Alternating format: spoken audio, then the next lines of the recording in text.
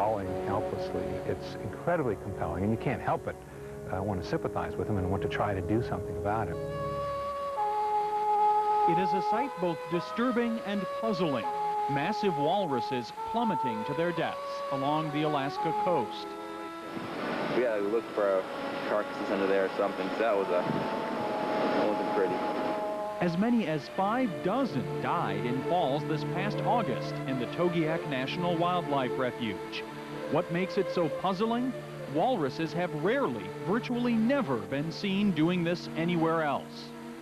This is very unusual, very atypical behavior.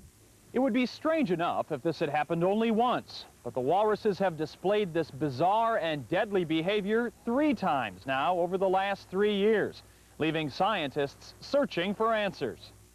It was in part a mystery, in part just, you know, kind of a real head-scratcher. Boy, that's really strange. You know, wonder what's going on. Wildlife biologist Dana Seegers was baffled when this unusual phenomenon began unfolding in 1994 at Cape Pierce in the refuge. As many as 12,500 male walruses gather here at a time to rest in the summer sun. Sometimes weighing more than 2,000 pounds, they're clumsy out of the water and seldom venture far from the beach.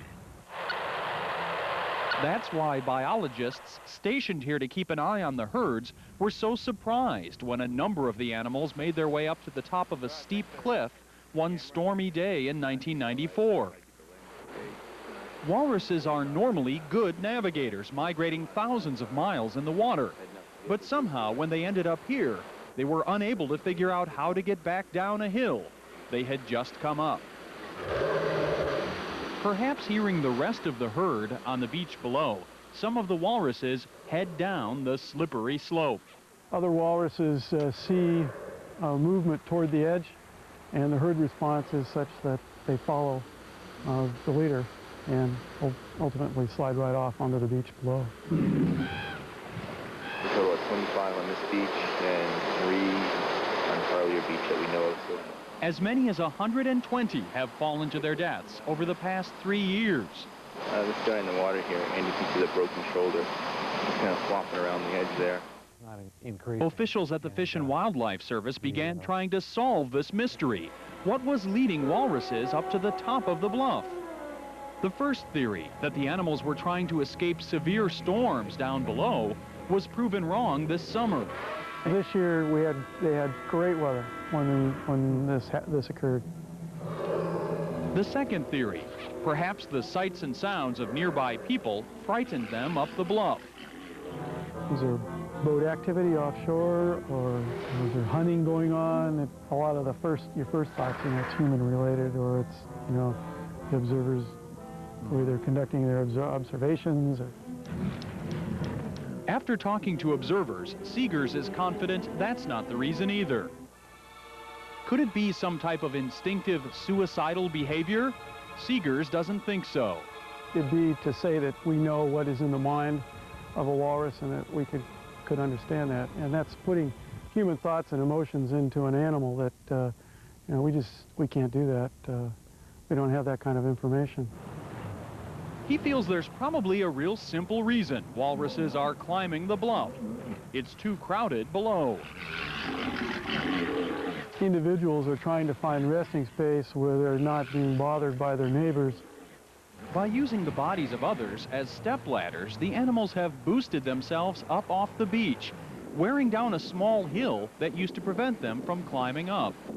Now that there's a beaten path, there's really nothing to prevent them from going there. We're going to try to run up there and put some flags up there and stop them coming down this way. Attempts to block their path from the beach with scarecrow-like flags haven't worked. Observers have been able to turn back some of the animals, but can't be there all the time. And the Fish and Wildlife Service has decided this is a natural process with which people shouldn't interfere. So far, our feeling is that the best approach to this is to let nature take its course. Since walruses can't talk, we of course may never know for certain what is causing this bizarre behavior. We're left to accept that nature often plays by its own rules. And the game sometimes has a cruel ending. He's moving, but not much. Huh? You have to recognize that there are elements of the natural world which are familiar and warm and fuzzy to us, but some of it's fairly brutal, and there's some of it that is a very real world out there.